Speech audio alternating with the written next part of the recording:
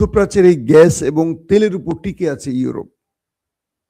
তো সেই ইউরোপ এখন টেনশনে আছে যে এই যুদ্ধ শেষ পর্যন্ত পৃথিবী থেকে গ্যাস এবং তেলকে শেষ করে দেয় কিনা।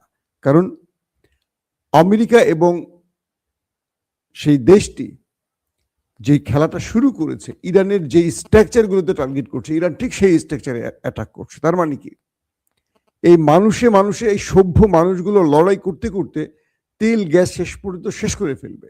এরপর পৃথিবী অন্ধকারে চলে যাবে। আমি দেখতেছি সেই দিকে যাচ্ছে পৃথিবী এখন। একটা সময় তেল আর পাবে না মানুষ খুঁজে, দাম দিয়ে কিনবেন কি? তেল থাকতে হবে তো দুনিয়ায়।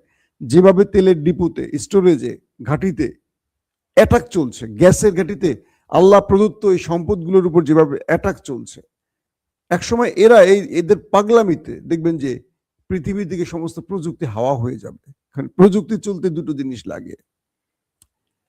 তো বলা হচ্ছে সৌদি আরবের যে তেল বা গ্যাস ক্ষেত্রে হামলাটি হয়েছে, সৌদি আরব এগুলো ইন্টারসেপ্ট করতে পেরেছে।